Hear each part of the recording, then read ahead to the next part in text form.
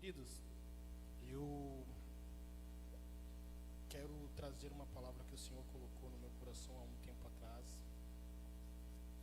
Tenho há algum tempo já ela no meu coração e já faz algum tempo também que estava querendo trazer ela para a igreja. E eu vou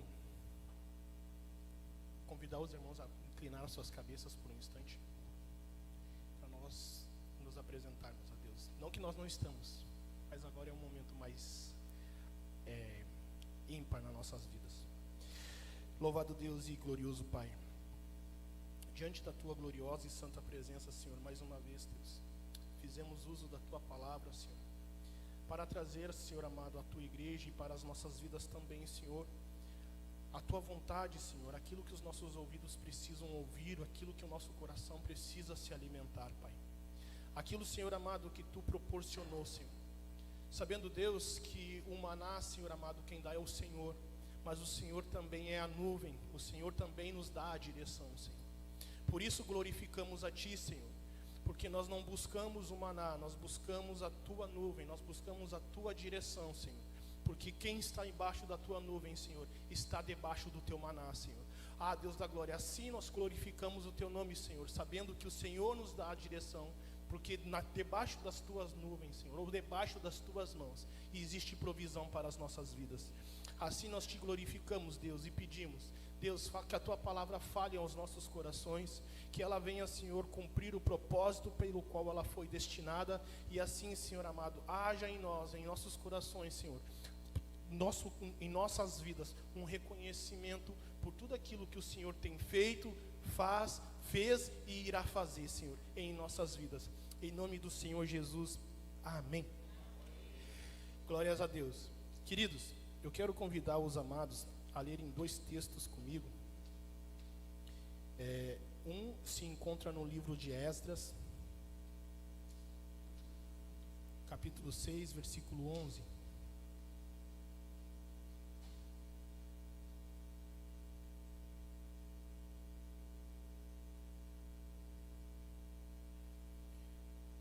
Diz assim, é um texto pequeno, na verdade, a gente vai falar a respeito de uma identificação. Apesar que não temos aqui hoje o projetor, mas nós temos o título da palavra que diz assim, a provisão da salvação. E o texto lhe parece um pouco fora de contexto quando eu vou ler, mas eu vou contextualizá-lo para que os irmãos possam compreender aquilo que o Senhor trouxe ao meu coração e que quer falar com os amados. Vamos lá, Esdras 6:11, diz assim: também por mim se decreta que, se alguém alterar estes decretos, arrancar-se-á uma viga de sua casa, e seja levantado e pendurado nele, e da casa se faça um montouro de entulho. Também quero convidar os irmãos a lerem comigo livro de Mateus,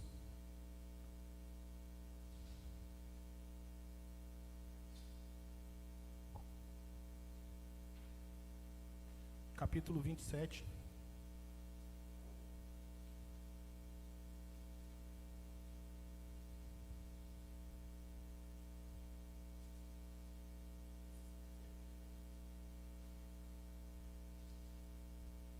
Versículo 23, 24 e 25. Diz assim: Pilatos, porém, lhes perguntou que mal fez ele. E eles exclamaram: crucificam. Então Pilatos, quando viu que nada conseguia antes, o tumulto crescia, pegou a água, lavou as mãos diante da multidão e disse: estou inocente deste sangue. deste homem.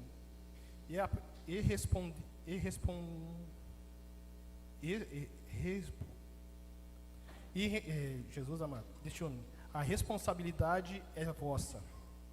Respondeu-lhe todo o povo: o sangue deste caia sobre nós e sobre nossos filhos. Amém? Queridos, nós vemos aqui Dário, neste texto aqui, que é mais ou menos um texto contemporâneo a Esdra e Neemias também, e Esther, um texto mais ou menos contemporâneo deste tempo. A gente vê este homem que tinha poder para muitas coisas, ele faz um decreto que fosse adorado o Deus de Israel, que fosse seguido mais ou menos a forma litúrgica dos judeus, aonde quer que acampassem as demandas de sua terra, onde ele pudesse alcançar, lá fosse otorgado essa forma de adoração a Deus. E ele dá um decreto que diz assim, que qualquer coisa que seja alterado daquilo que os judeus têm por hábito, ele ordena que seja crucificado, em outras palavras. Que seja arrancado uma guarnição da casa, que ali o texto diz que é a guia principal da casa, e que a casa, quando for arrancada, ela vire um montouro. Então, a gente entende que daquela casa era um símbolo que aquela família não iria mais existir, seria uma família desgraçada ou destituída de todas as suas posses, propriedades e assim por diante. Mas Davi, o que temos a ver como uma provisão de salvação este texto? A gente precisa compreender que palavras que foram ditas no passado, elas se cumpriram em Cristo Jesus. E Jesus disse que nenhum tio e nenhuma vírgula deixaria de se cumprir ou deixará de se cumprir. E quando a gente olha para este texto, a gente começa a entender que o ser humano, ele, em algum momento, ele esteve com Deus, ele caminhava com Deus, quase que tomava um cafezinho com Deus todo fim de tarde. E em um dado momento, o ser humano, ele rompeu esse vínculo com Deus. E quando ele rompe esse vínculo, o ser humano troca essa intimidade, esse contato com Deus, por algo que Deus não estava oferecendo ao homem. Deixa eu me abrir um parênteses. Um dia passado, uns 2 meses atrás, mais ou menos 3, meu filho Diogo, que tem 10 anos, ele virou para mim e falou assim: pai, eu quero saber o que é o preservativo. E eu não queria entrar no termo com meu filho, porque eu achei que ainda ele é muito imaturo para entender algumas coisas. E eu virei assim: meu filho, o pai vai te fazer uma pergunta. Tu trocaria a tua inocência pelo conhecimento? Porque quando eu der o conhecimento para você, a tua mente vai se abrir e vai olhar as coisas de outra forma, eu falei para ele. Então eu quero saber o que você quer fazer comigo. Se você quer ficar com tua inocência, ou se você prefere trocá-la pelo conhecimento. Mas aquilo ali foi o Espírito Santo que me deu naquela hora aquela pergunta para o meu filho. E ele virou para mim e falou assim: pai, eu posso te responder? A Carolina estava comigo dentro do carro, lembra, Carol? E ele olhou para mim assim e falou: posso te dar a resposta? Eu falei assim: pode. E ele disse: eu prefiro a minha inocência. E eu glorifiquei a Deus naquele momento. Não pela resposta dele, mas por aquilo que Deus colocou na minha boca. Porque quando a gente dá o conhecimento, essa relação de inocência, ela se rompe. E o que nós vemos hoje em dia, neste contexto de provisão de Deus, é que essa inocência do ser humano, esse laço, está sendo trocado pelo conhecimento desde muito pequeno. E isso está se rompendo, uma coisa que se chama intimidade. Tem um louvor que fala tornar a inocência. Por que precisamos tornar? Porque perdemos. Nós olhamos com um olhar maldoso. Nós imaginamos coisas maldosas. A pessoa está falando a verdade e muitas das vezes a gente está dizendo não. Fazemos um pré-julgamento, dizemos, olha, não é desse jeito não. E muitas das vezes no próprio culto eu dizia para mim mesmo assim, não é dessa forma. E o Espírito Santo precisou trabalhar muito na minha vida. Porque a gente olha sem o olhar da inocência. A gente julga. A gente rompe aquilo que não era para acontecer. E o ser humano fez isso. O ser humano trocou a troco de conhecimento a inocência. Ele rompeu um vínculo com Deus lá no Éden. E agora a gente vai olhando, Deus vira e diz assim, olha, eu vou providenciar algo para o ser humano. Eu vou providenciar algo para você. E quando Deus está falando que colocarei inimizade entre a tua descendência e a descendência da mulher, é porque Deus estava dizendo, olha, eu já providenciei uma provisão. Esse quadro, essa situação que foi tirado do ser humano, essa situação que o ser humano abriu mão, ele trocou ela, agora eu vou restituir. E eu louvo ao Senhor porque quando a gente olha para os escritos sagrados, a gente vê algumas coisas que somente no Evangelho a gente encontra.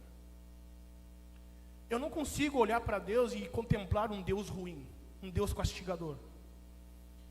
Eu não consigo olhar para o nosso Criador e ver que ele iria fazer uma acepção entre um homem judeu e um gentil. Eu não consigo olhar para ele dessa forma.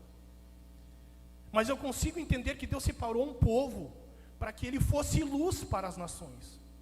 E por este povo, as nações se voltassem a ele. Que este povo também resistiu. Eu não consigo, e eu me interpelo, e pergunto para mim mesmo, Senhor, como que eu posso dizer que tu vem só para alguém, vem só para um? Como que eu vou dizer que Deus é seletivo, quando Deus, Ele quer arrebanhar? Quando Deus, Ele quer botar, Jesus diz, olha, Jerusalém, Jerusalém, quantas vezes te quis fazer como pintinhos, te colocar embaixo das minhas asas e te cuidar. Mas tem resistido, tu tem resistido a mim. Então quando a gente olha para o posicionamento de Deus, a gente vai compreendendo que dentro da provisão do Senhor, a primeira condição que Deus quer mudar é a nossa inocência. Deus quer tratar com esse ângulo da nossa vida. E por que eu falo ângulo? Quem está lá em cima, ele enxerga de uma forma. E quem está aqui embaixo, enxerga de outra. E muitas das vezes, Deus precisa nos tirar do ângulo superficial e nos levantar para um lugar mais alto, para que possamos ter uma visão mais ampla. E quando eu e você deixamos Deus fazer isso com as nossas vidas, a gente começa a compreender a gente primeiro. Porque a gente enxerga nós nos outros. Então, o rei Dário, né, ele faz esse decreto. E diz assim, olha, qualquer um que mude isso, agora está sentenciado à morte.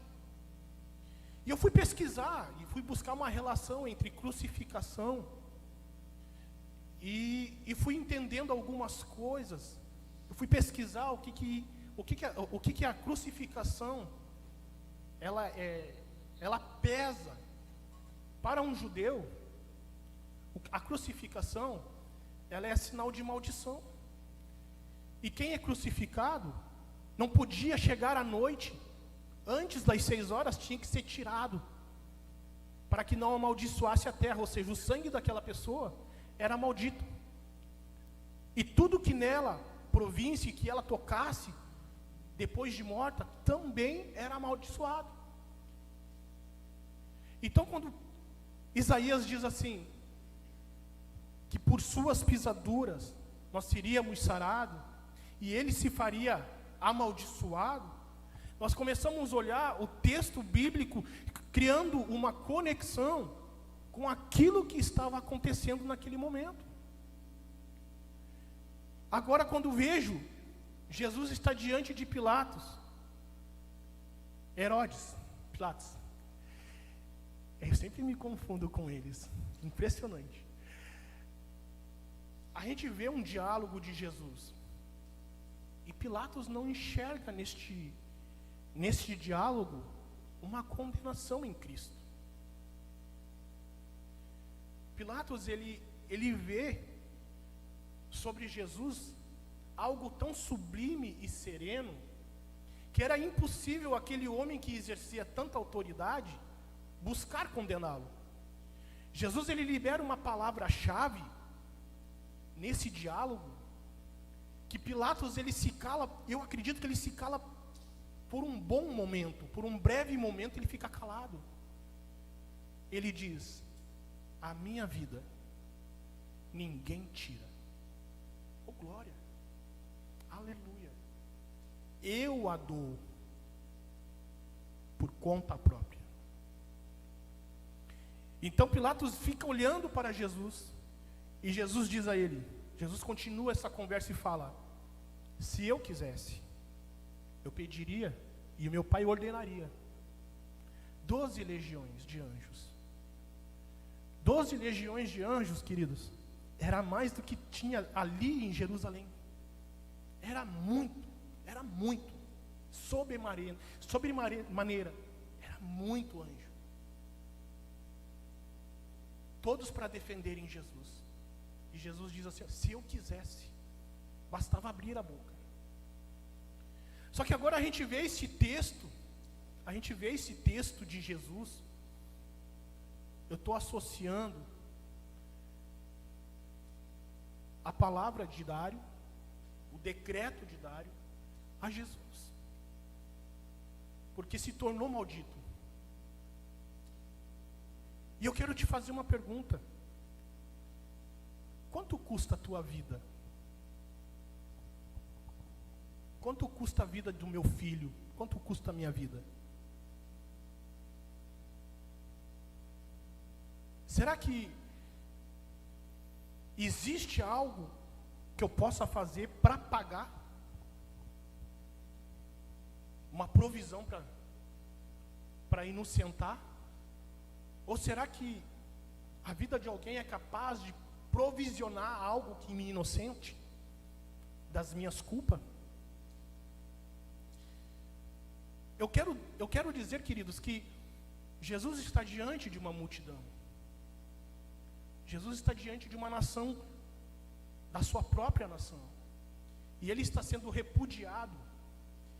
E essa relação de rejeição é exatamente o que aconteceu. O propósito da crucificação é só dois: expor a vergonha. Primeira, o propósito da crucificação é expor uma pessoa à vergonha. O segundo propósito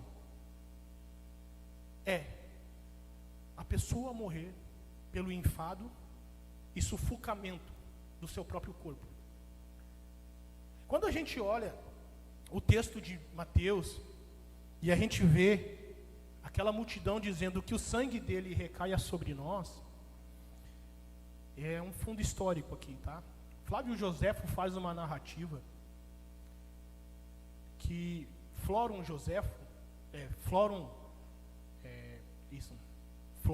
General Flórum, ele ordena que entre em Jerusalém, ele manda saquear a cidade, diz que os muros de Jerusalém, os cimentos ali era ouro, e começa e fala para os seus soldados: olha, destruam, pode derrubar tudo, tem ouro lá.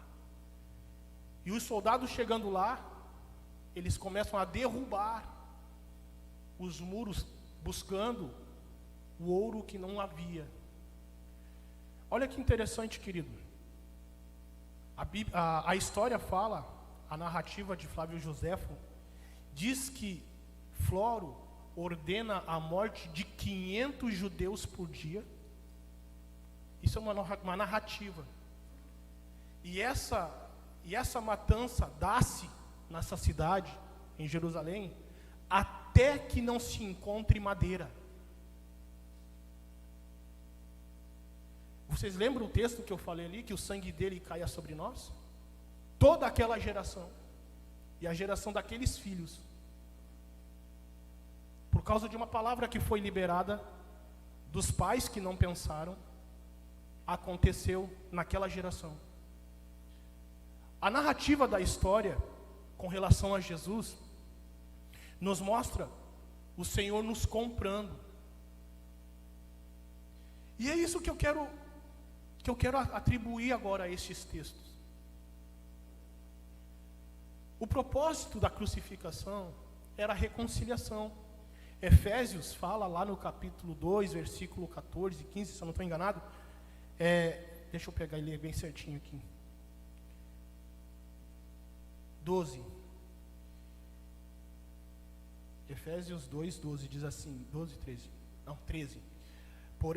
Agora, porém, em Cristo Jesus, vós que antes estáveis longe, já pelo sangue de Cristo, chegastes perto, pois Ele é a nossa paz, a qual de ambos os povos fez e destruiu a parede da separação, a barreira da inimizade, que estava no meio, desfazendo na sua carne.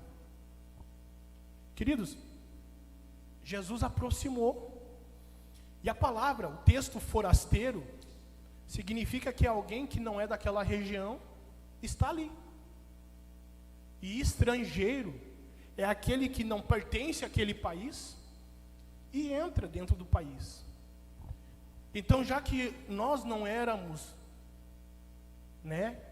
da promessa, fomos colocados para dentro da promessa. E nós, a nossa pátria, porque Jeová é Tsidkenu, Deus é a nossa bandeira. Então, a nossa pátria que é eterna, nós que éramos da pátria terrena, fomos inseridos numa pátria eterna. Então, o texto de Mateus, nós vamos discorrendo e vamos olhar que Jesus foi crucificado. E ele foi exposto à vergonha, a martírios. Porque o propósito da crucificação em Cristo era a reconciliação, era a provisão de salvação.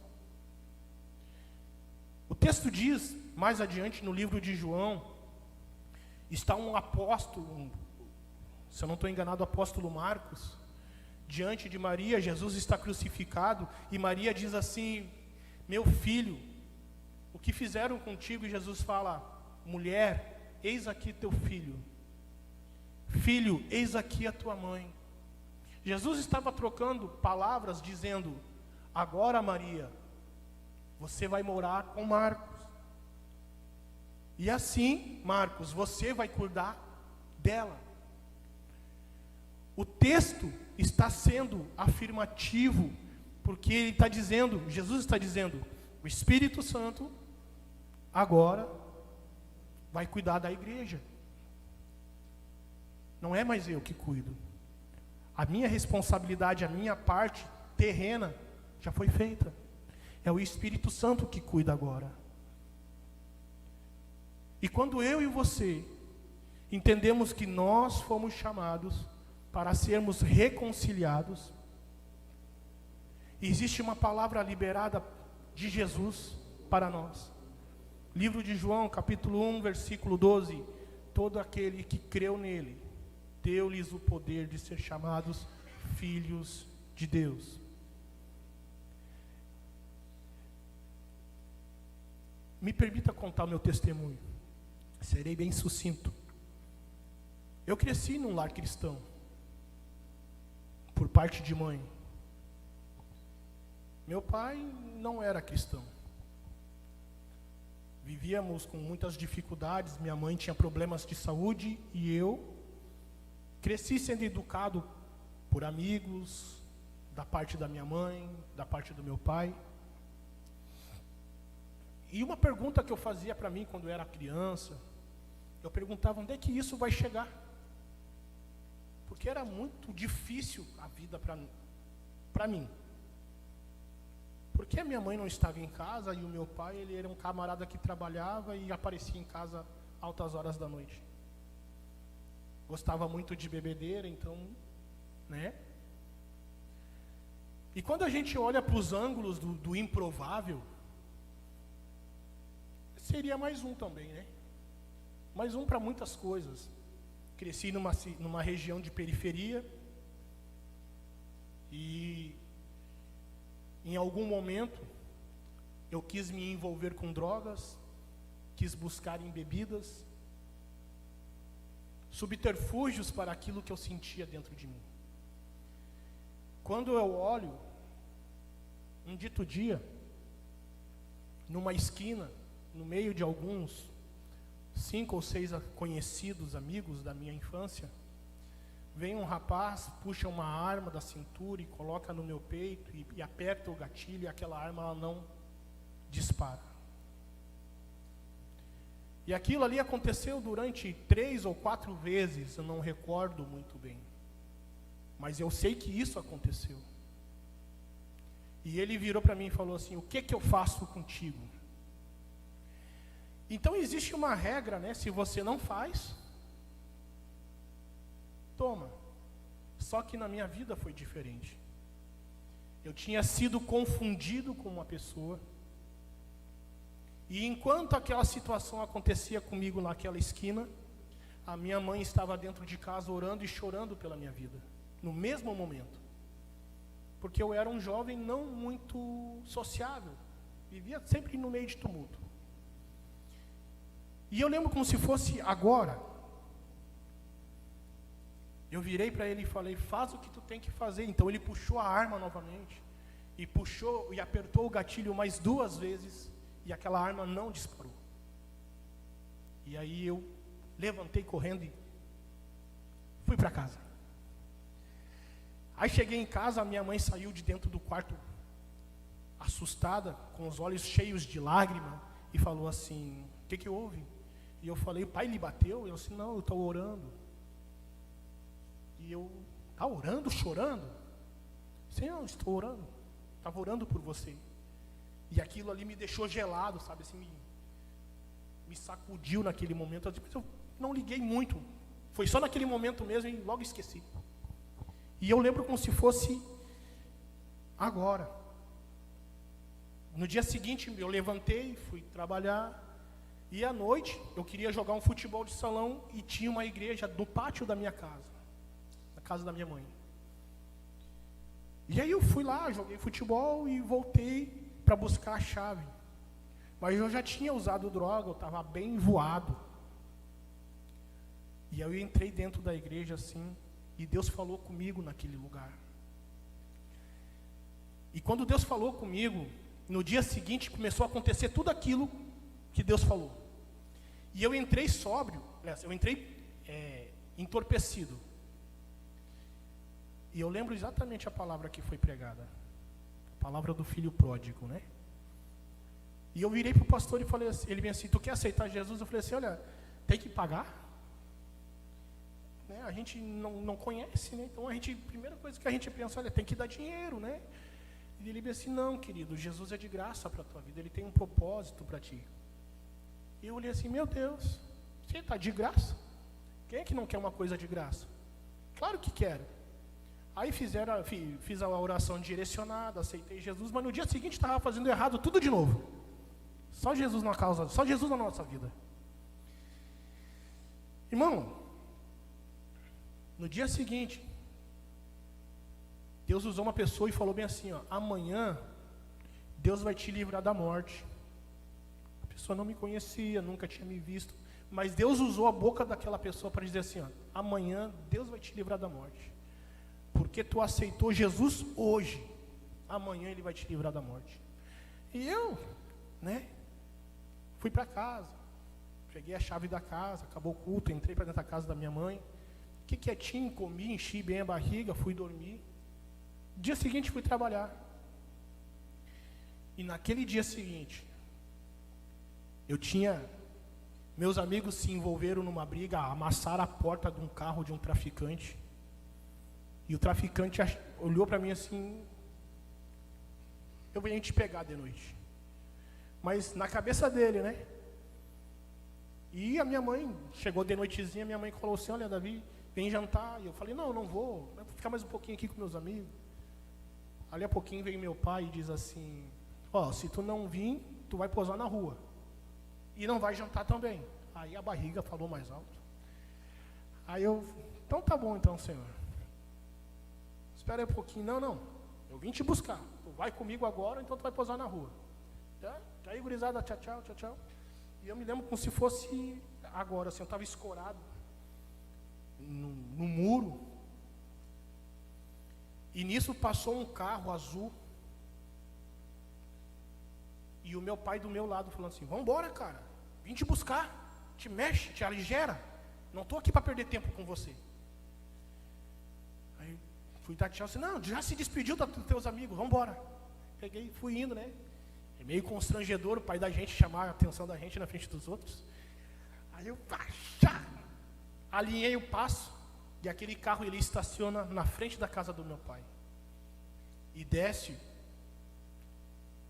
2 homens armados, com essas pistolas semiautomáticas, com os carregadores prolongados. E vai uma língua de fogo de quase 50 centímetros daquelas armas que disparavam em direção a toda aquela gurizada. Mas aonde eu estava, ficou exatamente 16 tiros lá, emprenhado naquele muro, aonde eu estava. Mas nenhum dos meus amigos morreram, porque aquilo era Deus mostrando que Ele estava me dando livramento. E eu fiquei pensando depois daquilo, no dia seguinte, né, eu fui olhar para aquele lugar e fiquei perguntando assim: Senhor, eu estava aqui, eu estava parado, escorado aqui neste lugar. Por que eu estou dando esse testemunho, queridos? Claro que hoje eu estou em Cristo Jesus, mas a provisão de Cristo de trazer o sangue do Cordeiro é como se fosse, vamos ver se um lenço assim, né? Deus olhando para a minha vida, Davi cheio de pecado lá, mas ele já tinha aceitado o sangue de Cristo na vida dele, já tinha confessado como Salvador. Mesmo fazendo um monte de coisa errada, na minha ignorância, existia um véu sobre a minha vida, do sangue de alguém que tinha pago, tinha sido provido sobre a minha vida. Algo que eu não tinha pedido, mas tinha sido feito por amor. E essa provisão está sobre a minha vida, sobre a tua vida, e sobre a vida de todo aquele que confessa o nome de Jesus. Amém? Por isso, queridos, eu trouxe esse texto, não como a gente não saiba dessas verdades, a gente sabe dessas verdades, mas o texto bíblico nos orienta também. O livro de Deuteronômio, ele é a repetição da lei. Então existe sim a necessidade de, em algum momento na nossa caminhada, a gente relembrar que alguém, né, que há um ser especial, Deus deu para comprar-nos. Eu estava lendo o livro de Efésios, a palavra de Deus fala aqui que nós somos a herança de Deus. E isso me chamou muito a atenção. Ele não está falando de uma pessoa, ele está falando da igreja. Nós somos a herança de Deus na terra. A igreja é a herança. E se é a herança, se é uma herança, é uma propriedade. Não é isso, pastor? É algo que foi deixado, mas tem um dono, e esse dono vai vir buscar. É herança. Certo? Então a igreja, eu quero concluir com isso. O dono dessa herança está vindo buscar essa herança. Nós temos um dono. Nós temos alguém que está vindo nos buscar. Aleluia. E eu glorifico a Deus por isso. Porque eu sei que eu faço parte de uma grande família. E eu sei que essa família vai se encontrar na glória com o Senhor. Amém? Queridos, eu falei que eu seria sucinto. Quero orar com você. Essa palavra Deus trouxe ao meu coração já faz algum tempo. Eu estou muito nervoso porque faz muito tempo que eu não subia no altar, então a gente fica mais tremelico ainda. Mas eu confesso para os amados, saber que faz parte de algo não natural, que é algo maior do que os teus pensamentos, é muito bom. Eu vi uma pregação que a pastora mandou e ela disparou lá, aquela pregação eu amei. E aquele pregador, ele fala algo muito importante. As coisas físicas, elas acontecem no mundo espiritual primeiro. Para Deus providenciar, para Deus trazer a provisão, essa provisão ela aconteceu no mundo espiritual primeiro. Paulo ele diz assim: acheguemo-nos a Deus com ousadia, em momento oportuno. Que momento mais oportuno que este para que nós venhamos fazer a nossa oração de encerramento? Queridos, eu quero dizer uma coisa para vocês. Deus tem trabalhado muito no meu coração. Eu tenho feito coisas que eu digo assim: Senhor, eu nunca faria isso. Eu tenho dito coisas que eu jamais diria. Mas o Senhor moeu aqui dentro. Ele teve que desconstruir muitas coisas. E eu quero dizer algo para os irmãos queridos. A gente tem que deixar Deus desfazer os nossos preconceitos. Porque não é do nosso jeito. Não é do jeito que a gente quer. Quando uma pessoa está enferma, ela quer a cura. E ela pode ser curada ou não. Isso depende de Deus, do querer de Deus, do propósito de Deus. Eu tive um amigo, estou encerrando. Ele fez mais para Deus na morte dele do que a vida inteira dele promíscua. Eu tive um amigo que antes dele morrer, ele se converteu. E na conversão dele, a família dele, os amigos dele, os parentes dele, vieram todos para Jesus. E na vida dele inteira, ele só tinha feito um rastro de bobagem. Dormia na rua, tomava porra e caía na sarjeta e ficava lá.